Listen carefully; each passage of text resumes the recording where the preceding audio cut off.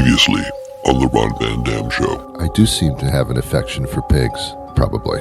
Maybe not. Most likely. Ask the groundhog. Whatever. And now, today's episode.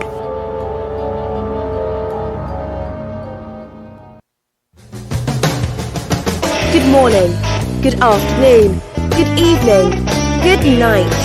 It's the Ron Van Dam Show. Hold on tight, things can get a bit weird, if you like that sort of thing.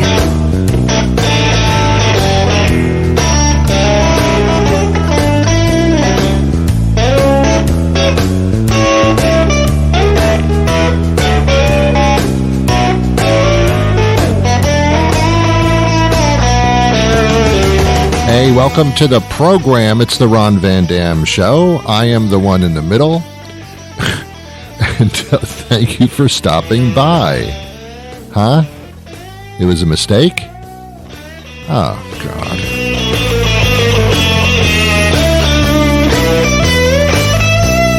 I'll make it worth your while. Halfway through the show, I'm going to pass out finger sandwiches with my own personal finger pointed at you. That was nasty. I apologize for that. We're supposed to be getting along, so that was not right. I know when I've done something wrong. I just don't tell anybody. Like this morning, I was so tired, I put my left shoe on my right foot and my right shoe on my left foot, and it kind of didn't matter because all the shoes were being used. It's just I couldn't stand up real straight. But is that your problem? No.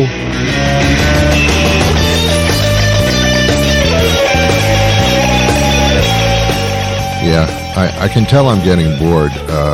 In the morning, I just brush some of my teeth, and the next day, I brush the rest of them.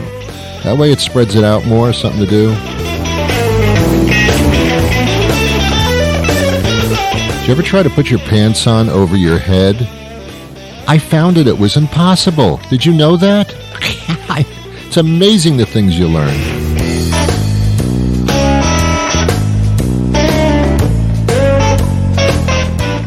I don't think I have any matched socks left. I don't think any of my socks actually match. I think they're from different families.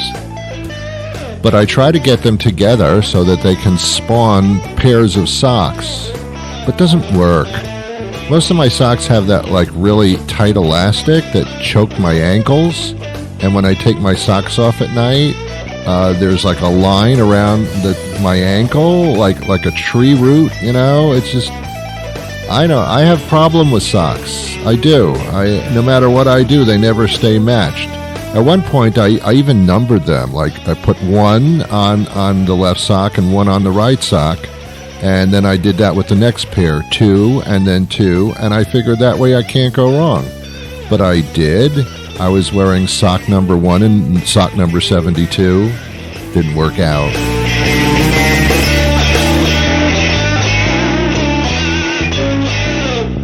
Did you actually come here for sock jokes? Did you really? Things are worse for you than I thought. Welcome to the program. I am Ron Van Dam. It's the Ron Van Dam Show. Just to acquaint you with myself, I'm a very handsome, lovable man. And later on, I'll reveal the real truth, which is probably obvious immediately. I've been doing this for 30 years. Doing what? I don't know, to be honest. I can't answer that. It's rhetorical. I've been doing radio broadcasting for 30 years with some television thrown in for good measure.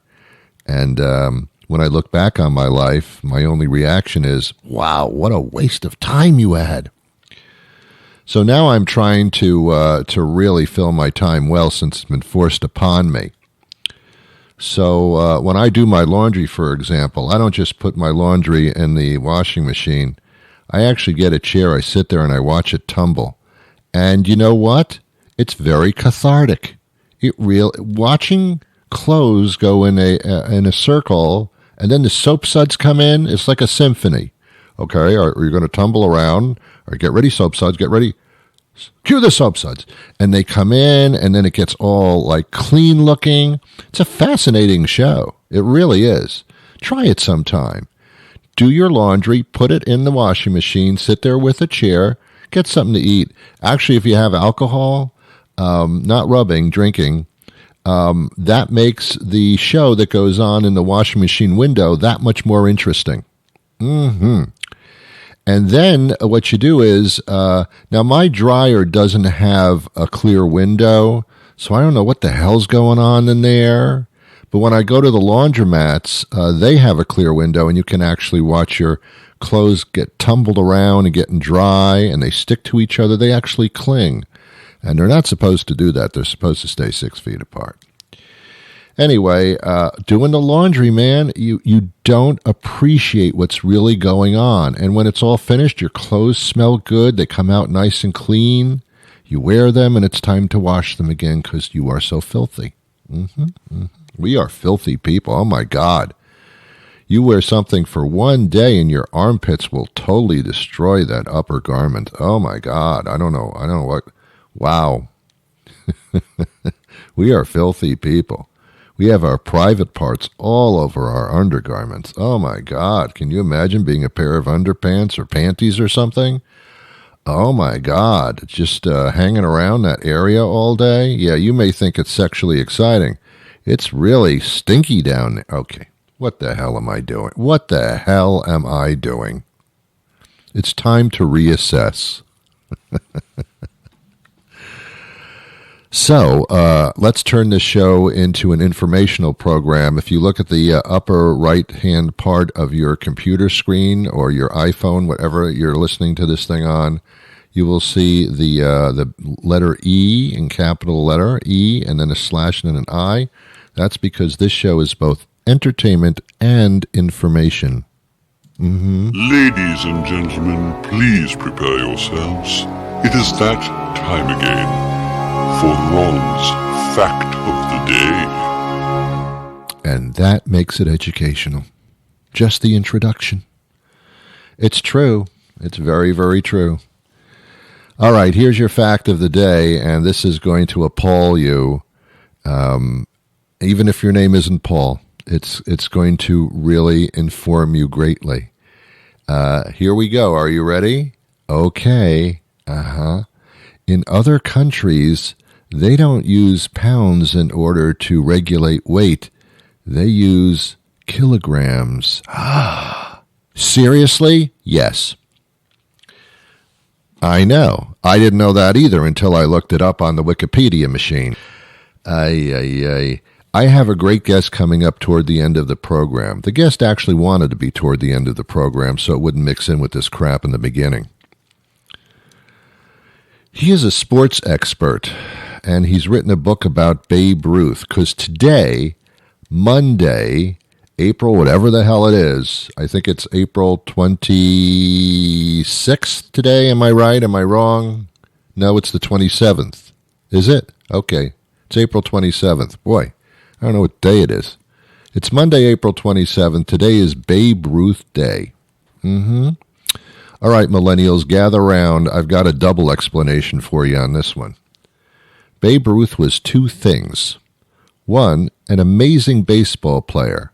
There were other baseball players that were equally amazing or perhaps a tad better, but they didn't have the name Babe Ruth. What an incredible name for a person. He looked like a babe. He was large and a little chubby, which is what most baseball players ended up being anyway. But he was an amazing person. The most popular team during the last century was probably the New York Yankees. And Babe Ruth played with them, I believe, for a long time. I don't know what the hell I'm talking about. I'm not into sports. But Babe Ruth Day is a big deal if you are. Probably. The other thing, millennials, of which you have no concept whatsoever, besides life itself, would be the fact that Babe Ruth was a candy bar. What? Seriously, do you mean that a fat baseball player was also a candy bar? Yes. Was the baseball player, Ron was a baseball player named after the candy bar, or was the candy bar named after the baseball player? Well, I don't know. And here's the great thing, millennials. You're better at looking up information than I am. When I want to figure out a problem, I have to put my shoes on and my socks, which don't match. I have to walk or drive to a library, which is no longer open. And I have to look it up through a card catalog that makes no sense. It takes me 3 weeks to figure it out. You, on the other hand, can go to the Google machine, which you have implanted in every part of your body, desktop, laptop, arm top, leg top, phone, pants, watch. You got the freaking computers all over in your car. I mean, what the hell did you do? You saturated this world with your stupid computers. So you can look it up really, really quick. Which came first, the Babe Ruth candy bar or the Babe Ruth person? I venture to say probably Jesus Christ was first. But he had nothing. There was no candy bar named after him, oddly enough. Shouldn't there have been? Of course there should have. It's in the Bible. Leviticus chapter 6, verse 27. It's a catchy little tune. Babe Ruth the candy bar was a wonderful thing. It had chocolate and some kind of chewy caramel, and there might have been some nuts in there. I'm not too sure, which kind of, you can't make things with nuts anymore without asking the person, do you have a nut allergy? Yeah, my balls scratch all the time. I mean, is that what that means? Possibly. Try that next time you go into a restaurant when you are allowed to, which will be soon, by the way. When the wait staff comes over, the waiter, the waitress, whatever you call them, the servants, the the serfs of the kingdom, when they come over and you order something and they say to you, do you have a nut allergy? Just say to them, yeah, my balls itch all the time. And see what the reaction is. Will they laugh? Only embarrassingly. Give it a shot. I'm just trying to spice things up. How spice it up? I was watching a television show yesterday, Lydia's Kitchen. Yeah, it's a television show on public broadcasting there, and Lydia is a large-size Italian woman, which makes her feasible. Yeah. They have skinny, on the Food Network, they have Gina De Laurentiis. Which came first, Oscar or Gina? And she's very, very skinny, and I don't buy it. And she's Italian. She does Italian food on the show, and I don't buy it because she's too skinny. The only Italians that I really believe food-wise are the ones that look like they consume everything in sight. That's the kind of Italian mama I'm looking for, the kind that's on the label of a spaghetti sauce jar. So this Lydia is that. But here's the deal with that. I really have a problem with people that speak English who all of a sudden break into their native tongue whenever they refer to something like a dish. It's annoying. Here's my impression. So we're going to make a noodle casserole with mushrooms. The mushroom that I choose is the mushroom in the hills of Napa Valley. And it tastes very, very good. A little salty sometimes, a little bit of sodium. So you want to salt as you taste. You have it with a piece of bread, and then you throw on a nice Italian sausage like focaccia battalem, or perhaps you have a it's just annoying. It's like all of a sudden you were taken over by some type of linguistic demon or something. Like your eyes roll back and you start speaking in this native tongue, this Latin that nobody understands. But the reason they do that, they do it on purpose in order to wake you up, I think is what it is, because you're literally falling asleep while these shows are on.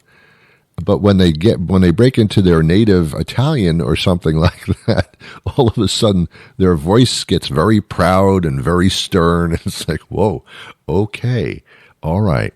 Why don't you just choose a language and go with it, okay? Because as soon as you start talking in this native devil tongue, I don't know what the hell you're talking about. And all of a sudden, you lose me. I feel like I'm not a member of your club. I don't know what a focaccia balladoli is. So you've lost me. You don't explain what it is. You just say it like you're so damn proud of where you came from, even though you were born in New York Hospital on a Sunday evening. But I don't know. I don't know. I watch these shows anyway because there's nothing else to do. I've watched more television than anybody could possibly watch.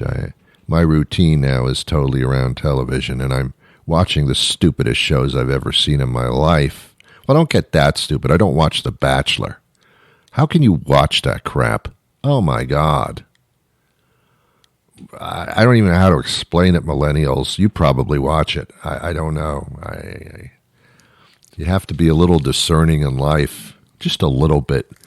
Even do it just to look like you're discerning, even though you're not. Just make believe. You know, if people don't know exactly what's going on, you can put a lot of stuff past them. I feel bad sometimes because sometimes I'll make a joke about something, which is obvious. To me, it's just obvious I'm making this up. And the other person will go, oh, my God, really? No, not really. It's a joke. It's a setup for a punchline. What do you mean, really? Are you that gullible? Oh, my God. How do you live? It's like when you talk about Trump or something. I mean, you know, I make fun of him all the time because he's so make-funnable. I mean, he's just a walking douchebag, so it's just like he's a target, you know. You don't need to put a kick-me sign on his back. He already kicks himself in the back. You say things like, Trump lies so much he's got smoke coming out of his ass. And the other person will say, really? How does that, why would that be? Why would there be smoke?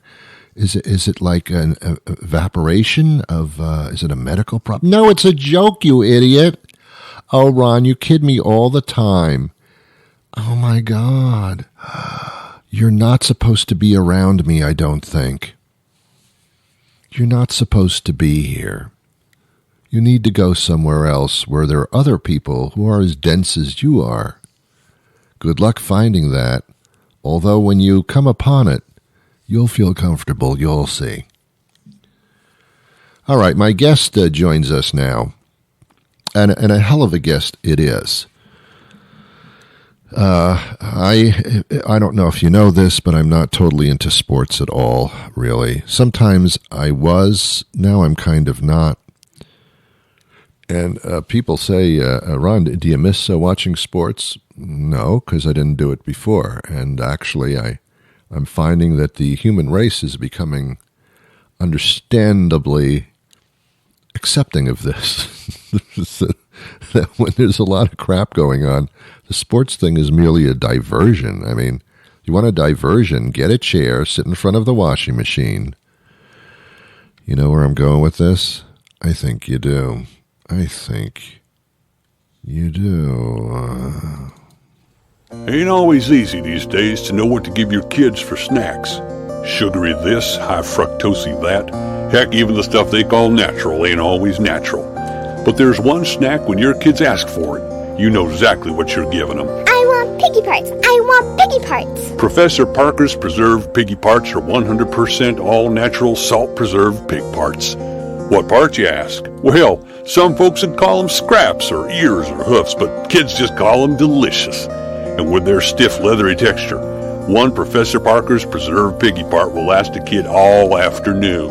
That's what we call value. So stock up now for school. You'll find them at the end of the pet food aisle in original, barbecue, or vinegar, garlic, teriyaki, onion, habanero, pineapple flavor. Give them a try and you'll see why kids say, That's some good piggies. Professor Parker's preserved piggy parts. Jim Buckley Jr. joins us. He's authored more than 100 books. That in itself is worth talking to you about. But, 100 books, holy crap. Okay, but this particular book is very timely because it's Babe Ruth Day today. And why is it? First of all, thank you for being here, Jim. Of course, my pleasure. Thanks for having me on. And of those 100 books, a lot of them were for kids and pretty short, so it's not as impressive. It's that impressive. Yes, it is. Are you a New Yorker, may I ask? I lived in New York for a long time, but now I'm a Californian and live out here in Santa Barbara. And but certainly been to Yankee Stadium many times and saw Babe Ruth plaque there in Monument Park. And he's a great guy. He's a great hero to honor, and our book hopefully does that. It's interesting because Babe Ruth. There have been many great legend baseball players. Babe Ruth somehow stands out to everybody. It might even be the name Babe, the way he looked so large and bigger than life. I don't know what it was, but what is it about Babe Ruth that is so monumental? Well, you hit on a couple of things, but it really is it's a total package. He was a huge personality. He had a great name, and he had tons of great nicknames. New York newspapers competed to see who could come up with the wildest nickname for him. My personal favorite is the Wazir of Wham. Wow. He also came along at a time when baseball needed a hero. Baseball was suffering through the effects of a really down time in offense, coming off the war and the Spanish flu, that things were really down for the country in general, and everybody wanted to be cheered up, wanted a lively hero and somebody to come from nowhere. And although Babe was already a star pitcher with the Boston Red Sox, go Sox, in that time, when he went to New York and started hitting homers, it changed the game. It changed the sport of baseball. It changed how baseball is perceived. It changed the idea that an athlete could be an international hero. And baseball's never been the same since, and in some senses, American celebrity culture has never been the same. So he put it all together. He had the entire package of somebody you want to remember. Now, I know that you're very into sports. Not everybody is, but somehow this icon, Babe Ruth, transformed the sports world into kids' aspirations to be somebody. Sure. Well, up to that point, to be a superstar professional athlete was not a widely seen aspiration for young people. Right. There really was not the level of intensity of superstar athletes at that time. Very few sports caught the wide public attention. Certainly the sporting public, as they said, paid attention. There's boxing, horse racing was a pretty big deal, but it was still almost niche stuff. Babe went past that. Babe hit the front page, and he went right to the front page pretty early on, and he stayed there throughout the rest of his life.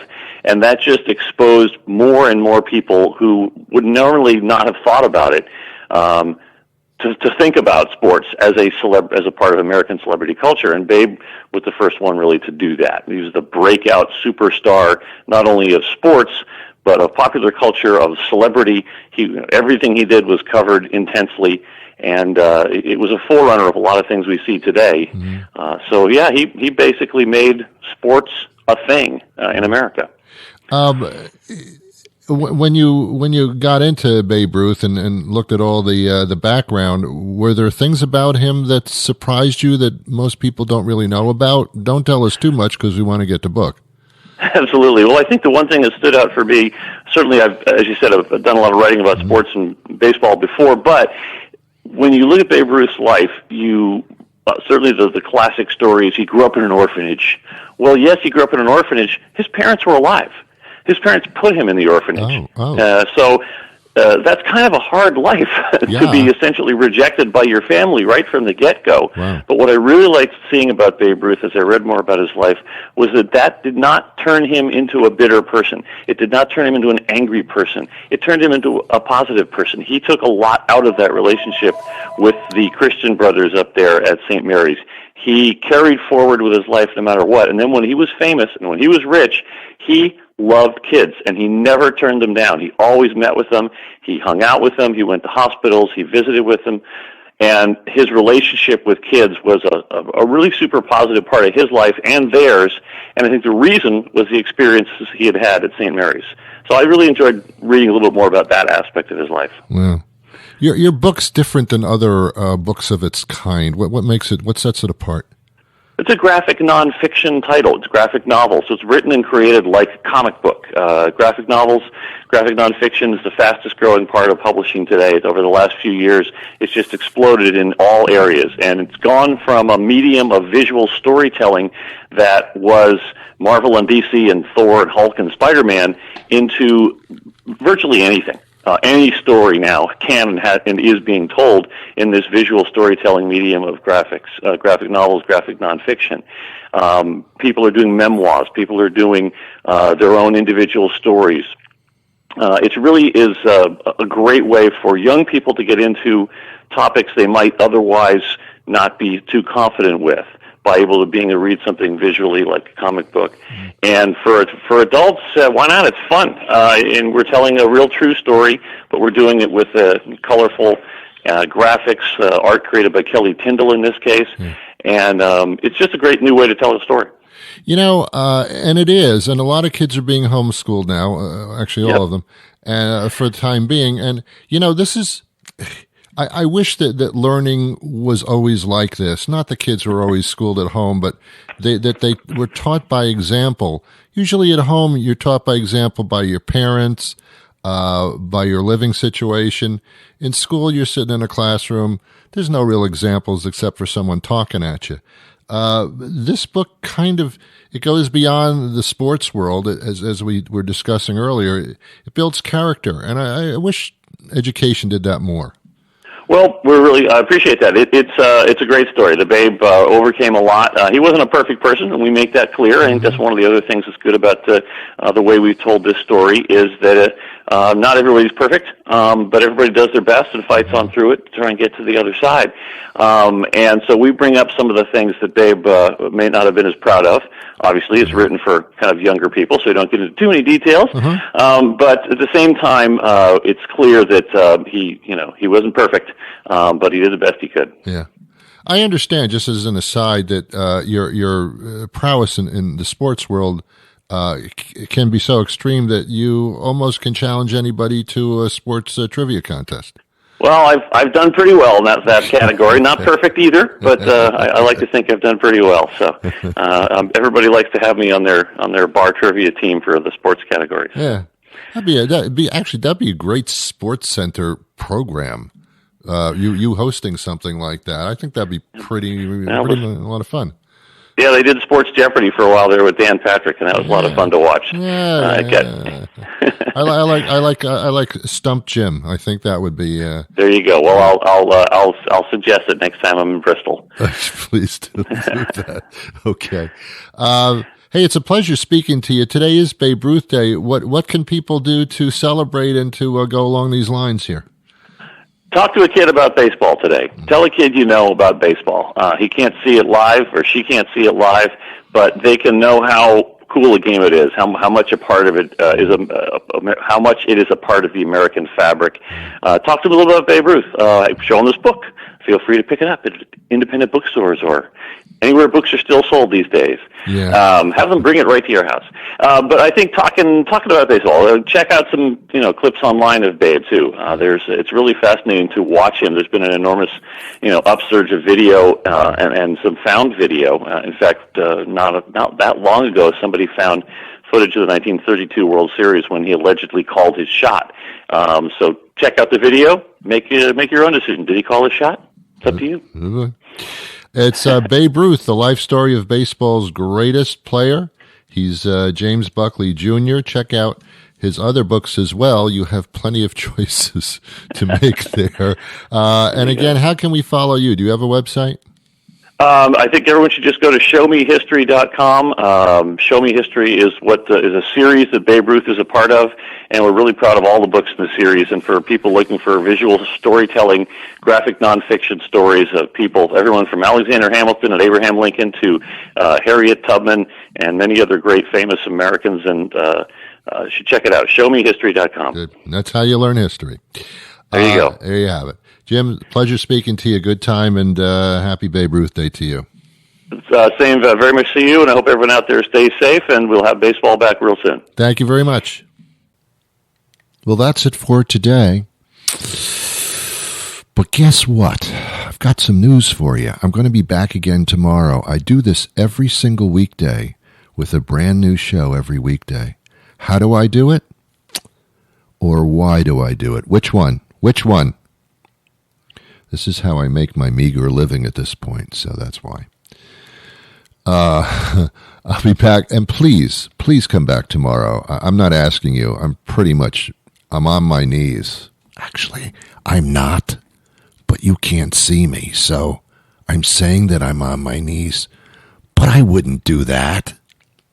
So, come back again tomorrow, brand new show, will you? In the meantime, you take care of yourself, huh? I wish you peace.